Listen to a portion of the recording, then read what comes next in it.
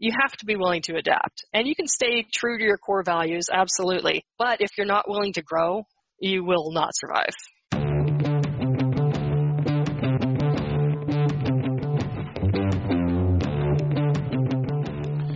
Hey guys, today is going to be a fun one. I'm bringing you my friend Daisy McCarty. Daisy is one of those all-around badasses that gets straight to the point, is able to figure out your branding game, and just change it for the better.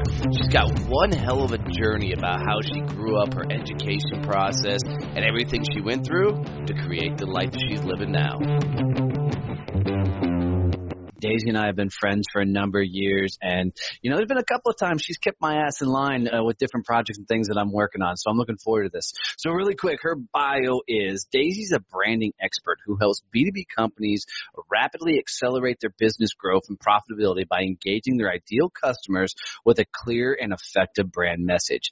I got to say, that's one of the most coolest quick entries, and well written. Daisy, welcome to the show. Beyond what says in your bio, tell me your story, tell me your journey, how the hell did you get here, and all that fun stuff. Oh, goodness. It is a fun story. So I come to the marketing arena from a different background than most people. Before I started my copywriting company, I worked in corporate procurement for 6 years. So I come from the buyer side of the table. And I've spent 6 years listening to every sales pitch that a B2B vendor can make. And then more important, I was privy to the conversations that took place once the salespeople left the room. So that gave me some insight into how business decision makers actually feel about the pitches that they're presented with and how they make decisions. Oh, that's absolute gold to get insight to that conversation of once the salespeople are out of the room. That's huge because, us cocky sales guys, we think we kill it every time. I'm sure some of those conversations that happen after we leave are like, what the hell is that guy thinking? And I'm sure you have plenty of stories wrapped around that. What is it you're really doing for people? You're a branding expert, marketing expert. Talk us a little bit about the process that you take somebody through. Sure. So over the past 10 years, being a B2B copywriter and content writer, I came to be aware of a significant problem that smaller companies are facing.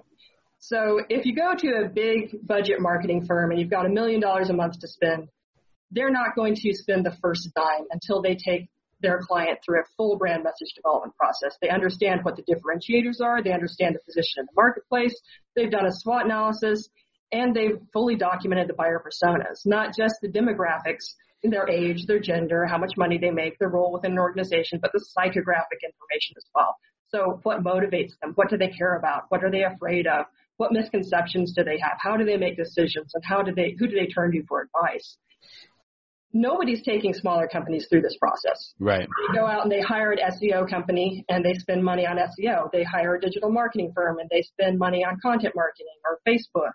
And I like to call that trying to hit a home run from the soccer field. So my job is to get businesses into the ballpark. And I do that through the process of interviewing them, extracting the information that they have. My clients have typically been in business for at least 3 years generating revenue. They have information about their target market. They understand them, but they've never had somebody take that information and put it into usable form. So my process extracts the information. I do my magic to make it very concise and very actionable. I deliver a brand message roadmap for them that they can use to inform their sales and their marketing efforts. And then because I have the background as a copywriter, I rewrite their website, their LinkedIn profile, and their print marketing collateral. So they have their foundation in place. And then they can go and hire that SEO company. They can hire someone to do pay-per-click ads. They can hire a digital marketing firm.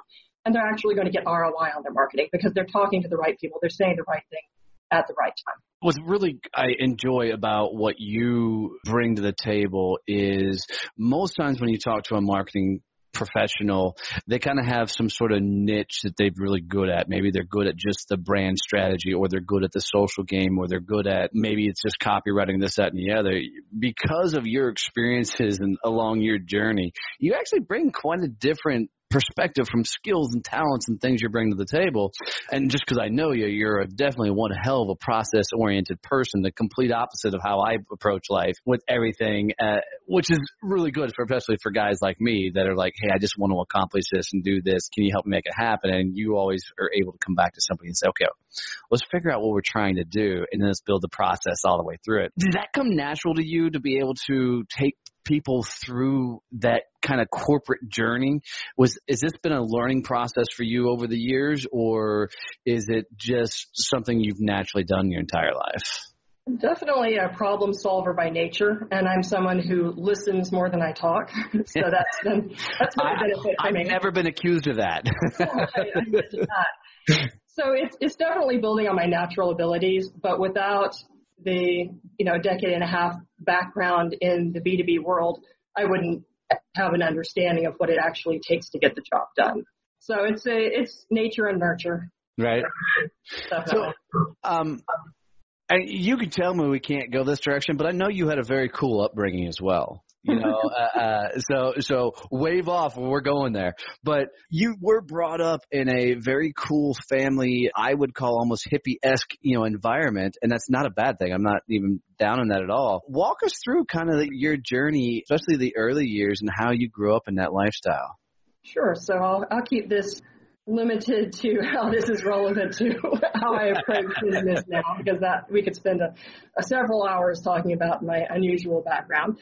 So my parents, start at the beginning. Legend has it that in the 1970s, when my oldest sister was reaching the age where she was expected to be enrolled in public school, my parents were under a lot of pressure. Where are you going to send your kid to school? Are they going to public school? Are they going to private school? And my parents said that one day they saw this newscast, and it was someplace in Minnesota. There were these parents who were being taken to jail for homeschooling their children. And my parents said, that's for us. Like I said, probably not exactly how things went down.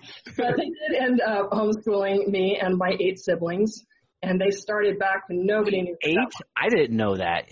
There's so much that you don't. Holy cow. Wow. Yes, Brothers, sisters? I'm the third of 9, and I have 6 brothers and 2 sisters. Holy wow. Okay. All right. Okay. So, yes, far more hippie than you even imagine. So my parents were homeschooling back when nobody knew what that was. If we said we were homeschooled, the first question people asked was, what is that? And the second question people asked was, is that legal? And the answer is, in Texas, it has always been legal. So my parents were not actually in danger of getting the handcuffs put on them and being taken to jail. But it was definitely outside the scope of what most people were used to. And my parents didn't use curriculum. There were no grades. There were no tests. So it was kind of eclectic homeschooling mixed with unschooling. And most people today still don't know what unschooling is. But it's really just self-directed. So I'm going to ask that question. Sure. What is unschooling? I would describe it as self-directed learning. So instead of giving kids information that they have to learn and then testing them to see if they can, well, some people would say understand it, but I would say if they can parrot back the correct answers based on what they've been fed. That's traditional schooling. Unschooling is about creating a learning environment where children can pursue their interests, and along the way, they learn the things that they need to succeed in life. They learn how to read, they learn how to write, they learn how to do math, but they do that in a whole life-oriented way. So they're using it in very practical ways from the time they're very young. That's awesome. One of we're still getting that feedback. Go ahead. One of the things that just strikes me as so you is it obviously worked, because I've seen your ability and what you've done with some of your clients from writing and branding and this, that, and the other. So you have learned some amazing talents along the way. But I can't help but think that it taught you how to be completely a free thinker. That there's no box that you can fit in. So how did you learn to take this out of the box thought process and mold it into a corporate strategy, corporate world, to be able to help these companies as they come up with their brand strategies? Because you're so not used to following the rules, the only way I can think to come up with it, to now having to follow some sort of rule structure to get businesses to succeed with their branding and marketing? Sure. So the great thing about being raised the way that I was is that, number one, I've never lost my sense of curiosity. I'm always willing to learn new things. And I learned through direct experience. And I didn't go to school. Most people don't know that I never went to college either. So my entire career, I've been a self-directed learner. And the other thing that I learned was that I should never believe anybody when they tell me that something can't be done. Because everybody who is raised in the same social structure and inculcated with the same information set is going to have limitations in how they think. So for me, I kind of did an end run around a lot of that. So when I'm looking at, like you said, there's corporate structure, there are rules to how things work. There are rules to how things work. But my focus has always been, what do you want to accomplish? Because there are many different ways that you can accomplish that. So when I approach brand strategy with a client, it's not because I went to school for it or I read some books where other people told me how to do it. I learned by watching what happens in the marketplace, because the marketplace doesn't lie. You know, what is going to make customers actually bring out their pocketbook and spend their money with your company? You know, you're informed by reality. You're not informed by, okay, this is how things have always been done. So there have been places where my own process aligns very closely with well-established best practices, but I'm not constrained to that, and I can go outside the box if I need to, because I understand that just because someone who is an expert says it has to be done that way, it doesn't necessarily have to be done that way. There may be other ways that we can approach it. One of the things that I absolutely love about that is the more I go on my journey, the more I think college is bullshit. And I don't think college is an effective tool. And I wish I could say I came about this thought process on my own, but it's because of the gurus that I listened to at the time that have helped sink this philosophy in. But, you know, these people are going through 4 years of schooling to learn a skill and ability. And by the time they get to the workplace, you know, they're $250,000 in debt trying to figure out how to build a company. And they're getting a job for $40,000 to $60,000. And they can't live because they're paying off their student loans and everything. If they would have took that same time, basically learned the same way you did by application and doing things, screwing things up along the way, the more things they would have learned and actually had application or applicable skills would have been a lot more tremendous value than all this book learning that most of the things you learn in the books you're not using anyways. I met that crossroad when I decided to leave corporate America. You know, I had hit the ceiling at my purchasing job, and it's a funny story. I actually had a conversation with my boss. It had been like 2 years since I'd had a raise. It was a weird privately owned company. They didn't do performance reviews, so you never knew what was happening with your career. So I was like, it's been 2 years. I haven't had a raise. I went to talk to my boss. I did all the things you're supposed to do. You know, how can I help you achieve your goals? What can I do to up-level my own skills and bring more value to the company? How can I advance my career? You know, tell me what I need to do to move this forward. And so my boss said, well, you know, I'll think about it, get back to you. So a few months went by, nothing happened. And I went and told my boss I needed to take half a day off to go to a job interview. And I wasn't bluffing. I was actually going to a job interview. And I went to his boss and I asked for a letter of recommendation. And so next pay cycle comes around and there's a raise in my my paycheck. But I didn't feel like I had achieved a victory of any kind because I had to threaten to quit my job for 50 cents an hour. Isn't that ridiculous? And it was that was my moment of, okay, this is not going to be the story of the rest of my life. No, it's not going to happen. So I had to decide, am I going to go to college and take on $50,000, $100,000 in debt, work for 4 years full-time while I go to college, and then maybe somebody will deign to pay me a little bit more money, and eventually I can pay that off, and eventually, you know, I'll be where I want to be in my career, or I can just go out on my own. And I'll determine for myself what my time is worth and what value I bring to my customers, and I'll decide how much I get paid. And so my sister had been doing freelancing for about a year at that point, and I'd been watching to see what happened because I'm the look before you leap kind of person. Complete opposite of me. Yeah, so I leap, but I look first. Right. So I kept my office job for a year, started building my freelance business on the side, and then I just, I quit the white collar world and went out on my own. And it's been, no looking back from that point. And definitely I'm at a place now that I would not be had I decided to spend that 4 of those years going to college and getting a degree. Yeah, no kidding. And one of the things I love about that is a lot of people struggle with that leap from society's told me I've got to have that corporate job, climb the ladder, all of that. One of the things I heard in there that I absolutely love is you didn't do what I did, which is just flat out walk away from everything and start a company. You actually started as they call it a side hustle, and I hate that phrase, but you started as a side job basically and grew that into the ability to transition over to your own company. Well, it was your own company, but make enough income that you could walk away from the corporate job. And you said it took a year to pull that off? Yes.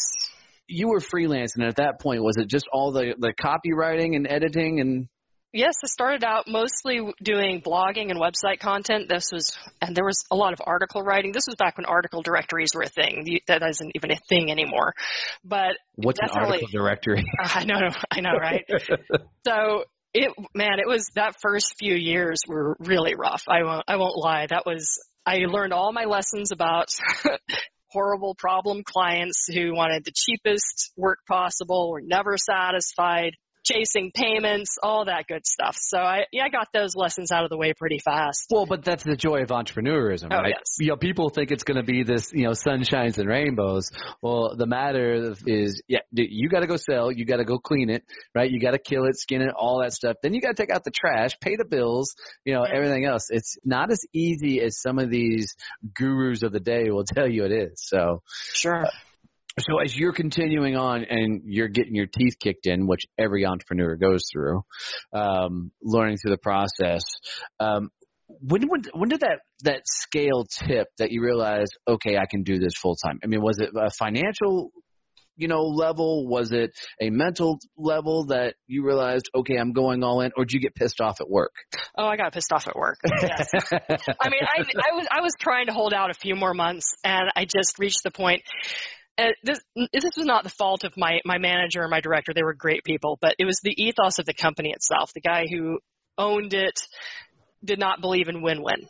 So if you're working in purchasing and you're just torturing salespeople and these poor vendors all day long, and you're just going for, okay, how little can I pay you and get what I want? And you're not working toward that, how can we help each other succeed? I just reached a point where I couldn't do it anymore. It's not the way I wanted to do business. And so, I wanted to work a few more months, put away a little bit more money to make the transition easier. But I finally I went to my boss and I said, no. So I put together a 40-page manual on how to do my job for the next poor soul. Wow, you're a lot nicer person. I know, I'm way too nice. But I didn't want them to just have a complete catastrophe when I left. So I gave them my 2 weeks. I spent my 2 weeks helping them not just fall apart, and then I walked away. I've never looked back. Wow, that's crazy. I could totally see you building that manual. I would. That's exactly me. I'm more of the let me walk away and let them see they need 2 or 3 people to fill my shoes type idea behind that. So you jump out on your own with a parachute, just not as big as you wanted to. Mm-hmm. How long did it take you to ramp up to where you stabilized? Because, I mean, that's always a spooky part is the older people get accustomed to a certain lifestyle. Their bills are a certain level, and all that stuff. So there's got to be that stability. And were you already married at that point? Yes. Okay. So you did at least have additional income. It's just no, sole provider. It was me. It was all on me. Oh, even better. All on me, man. Wow. So now you're really making a big bet. Yep. Can you make this work? What clicked to make you think you could pull this off? Because that's huge. Sure. So, like I said, the first few years were rough, but I understood that I was learning the entire time, and I was landing better clients, and I was shifting to work exclusively with B2B clients because they have a budget and they understand the value of, this person is helping me get leads that will turn into 5- and 6-figure deals. So year 5 is when I really got my feet under me, and I went from working 50 hours a week to working about 25 hours a week, still making plenty of money to support my family, pay the bills, and working with the clients that I wanted to. So I would say year 5 is when it became evident that this was going to be long term. I wasn't going to have to go back and try to find a job in corporate America again. Which just from my own experience, those early start offs of everything, you almost are going through it with one foot on, can I make this work, or do I need to go back and get a job? Can I bring on enough business quickly enough, or do I need to go back and get another job while I continue to build this thing? If you were to go back knowing what you knew at year 5 and start over again, what would you have changed among that process to allow you to maybe ramp up quicker or get to that more stabilized area sooner?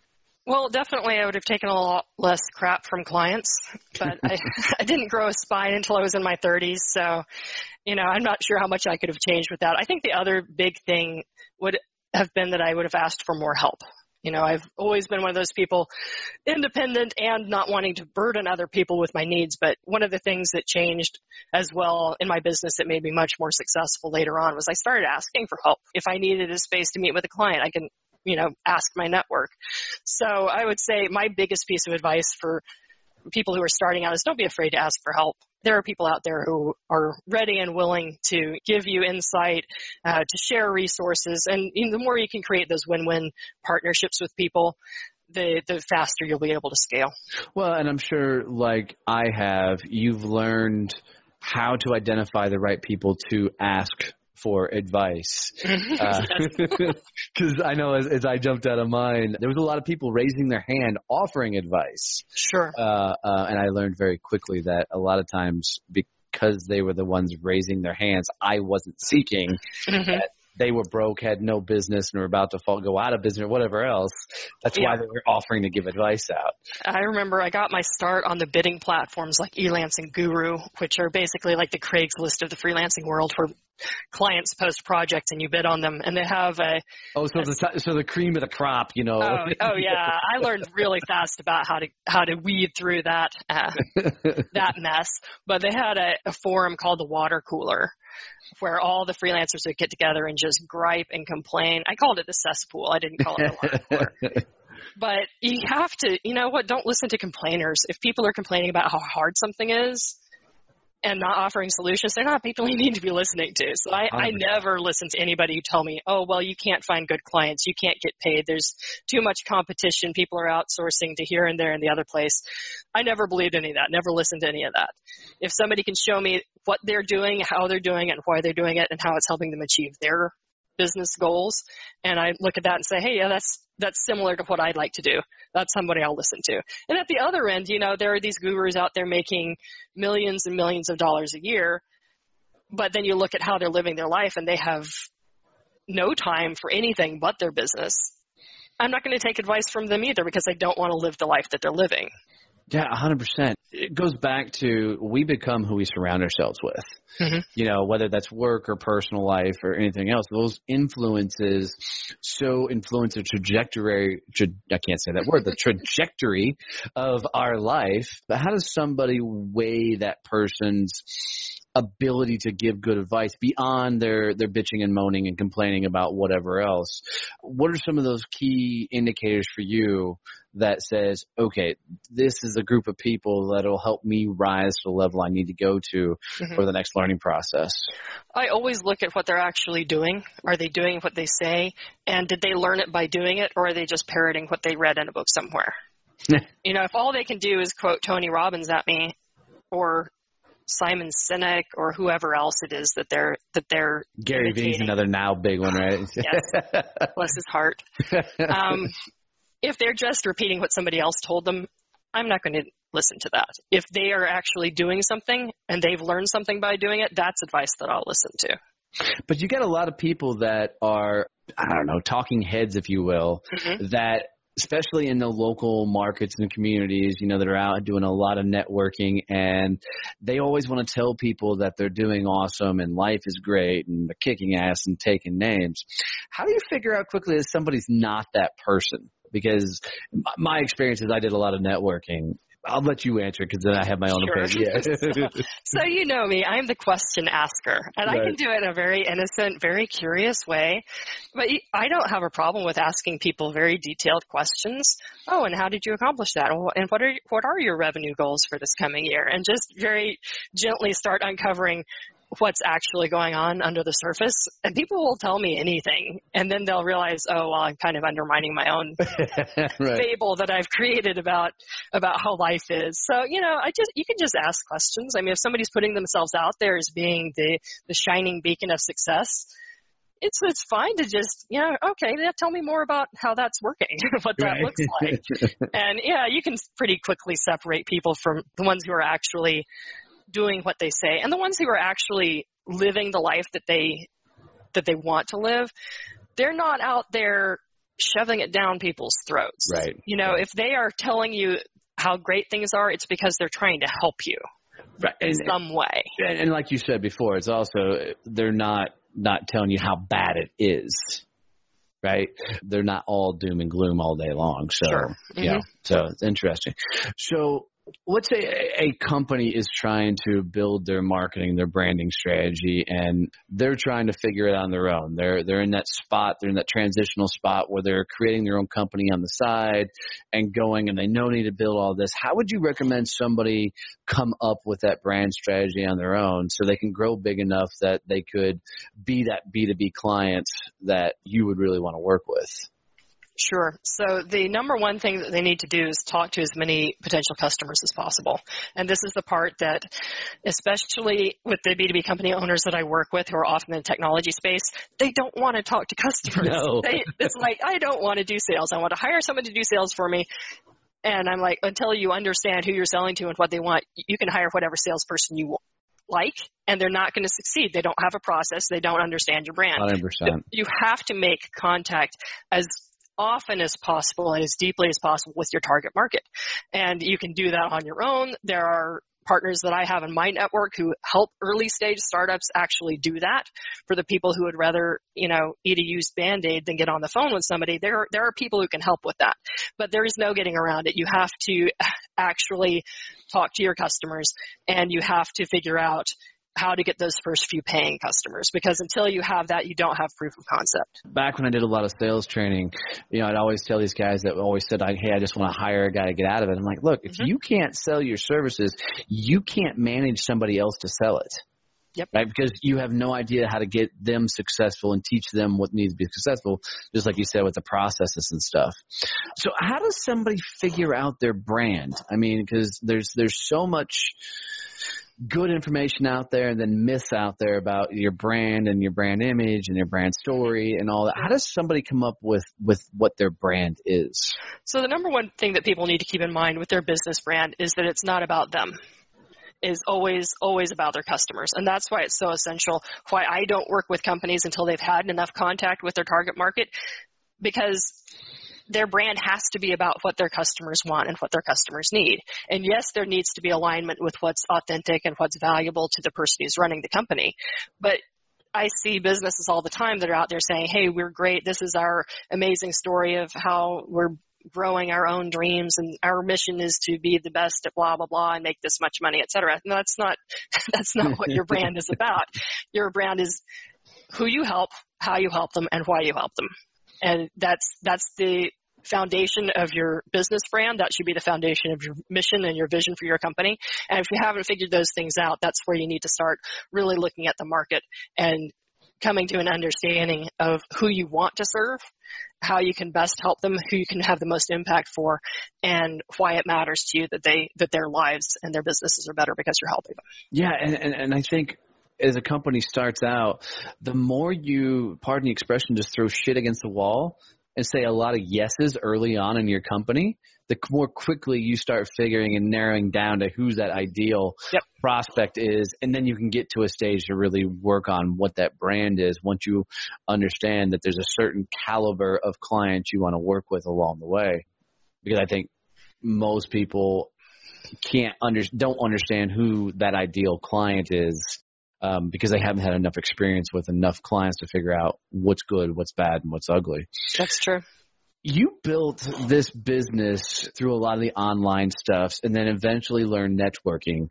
And I know you, and I know you're introverted as hell, but people think you're an extrovert because of how you kind of perfected the art of carrying on a conversation at networking. Walk us through some of the strategies, how you broke into the networking world. Oh, goodness. I approached it just like I do everything else in life. I'm going to go out there and I'm going to learn it by doing it. I look at people who are great at networking, and they're often the extroverts who at least appear to be really good at it. But I know that, I can't become something I'm not. But I'm going to look at what are the strategies that they're using that I can apply just as social skills, because skills can be learned. And so I went to as many networking events as possible. It's just like finding clients.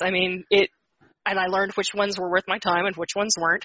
And mostly I just asked a lot of questions. And from the work we've done together in workshops, that my number one goal is to ask somebody the most interesting question that anyone has asked them that day.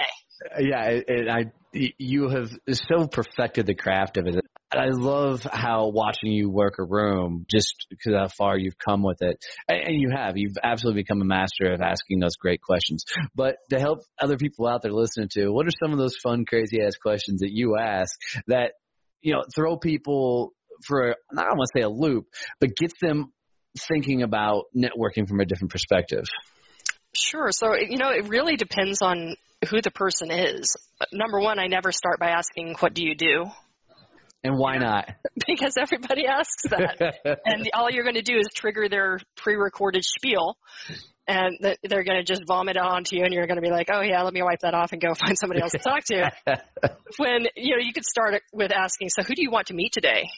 Because you're asking a question that is not about you. It's about them. It's about their goals, so it's very directed, and nobody's asking that question.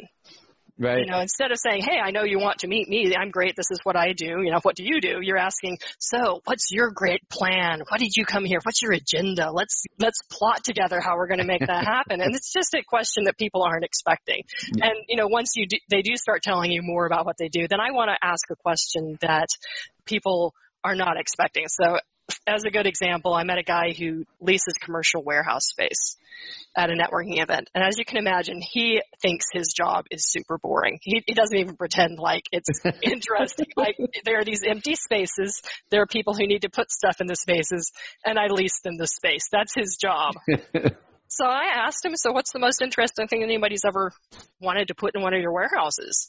And so then he started thinking, well, actually, there's this one microbrewery that opened up in one of those warehouse spaces. And then this other person is trying to get a grant from the city to grow algae to create electricity.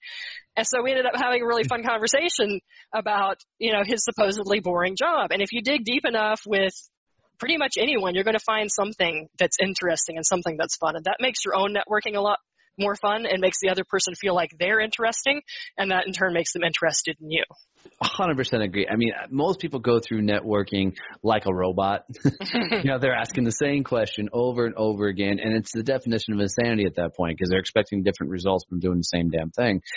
Your ability to have this natural curiosity about people, I think, has helped you tremendously as you've developed your networking skills. Would you tell somebody to be more of a detective while they're networking, not interrogating, but get more questioning along the way as they're out there networking?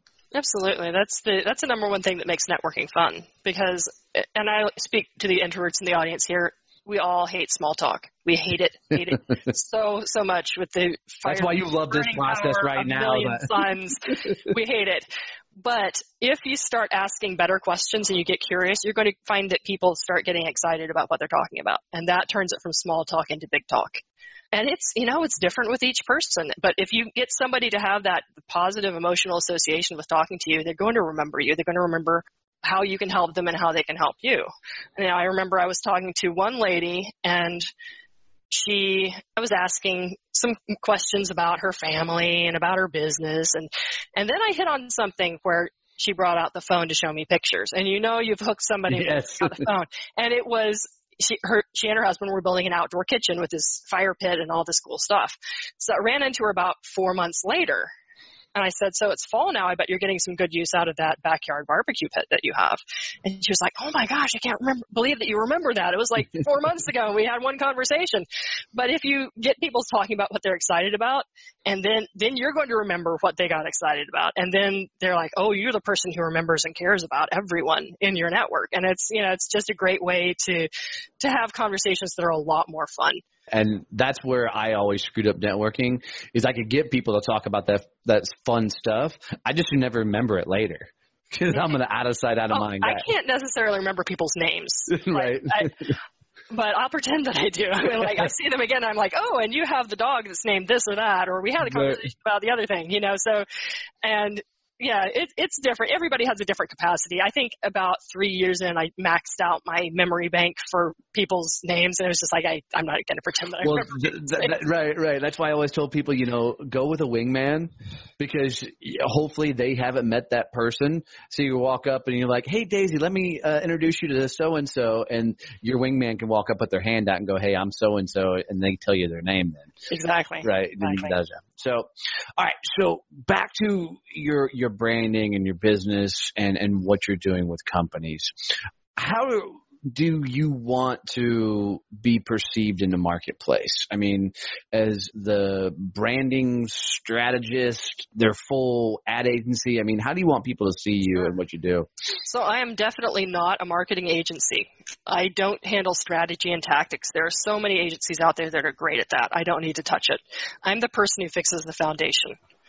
So okay. I want to be known as the person who comes and fixes the underlying problem so that my clients can then achieve success, no matter where they go. About a third of my clients don't do any marketing or advertising. They're only doing direct outreach and networking and referrals.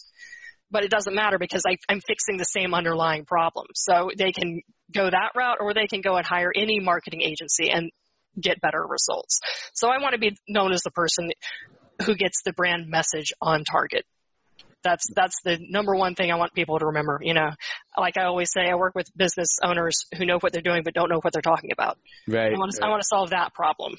That's awesome. People finally, they have internal clarity and they can express themselves clearly at whatever platform they're using. Awesome. Tell me about this online masterclass you have.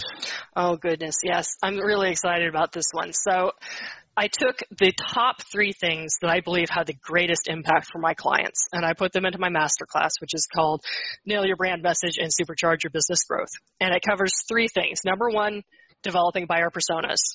Number 2, creating brand differentiation. And number 3, cultivating brand champions, which is about how to leverage your referral network strategically. So you're not just hoping people remember you and that they should tell other people about you, but so that they're passionate about telling as many people as possible about how you can help them. So those are the 3 things we cover in the masterclass. And I go into a lot of detail. You know me, I just dump detail. There's a lot of detail. It is a lot. So it is exactly the process that people can go through to gain clarity, develop and document their buyer personas so they can use them.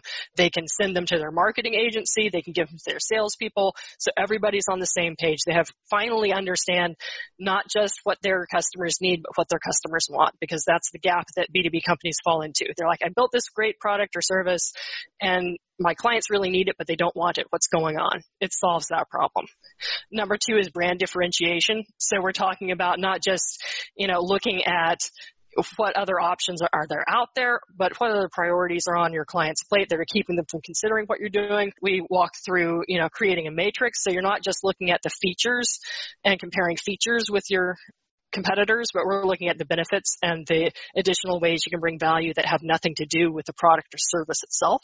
And then ways that people can use their side hustles to actually bring greater engagement and to do an end run around competition.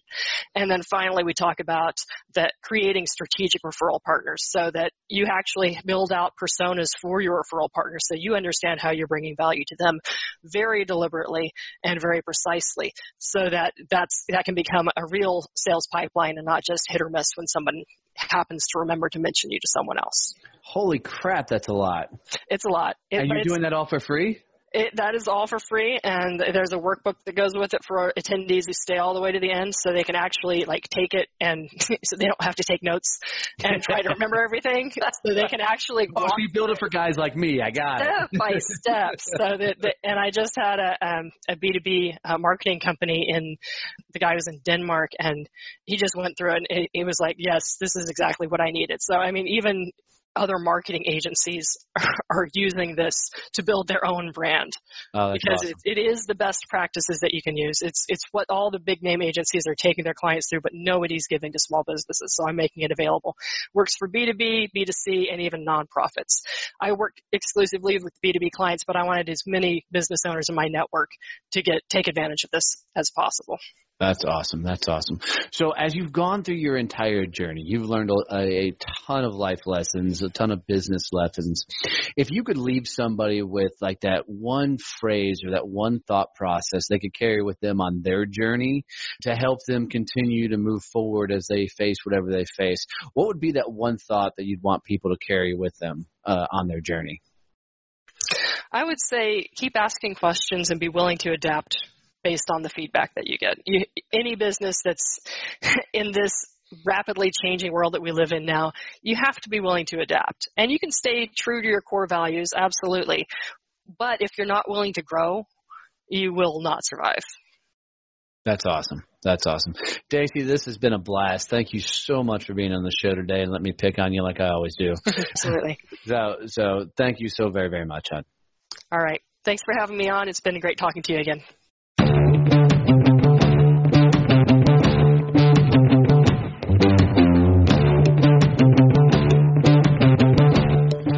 Guys, thanks so much for tuning into today's episode. I hope you really enjoyed it. Please comment, share, tell me what you think. Let the world know about this podcast. It would mean everything to me.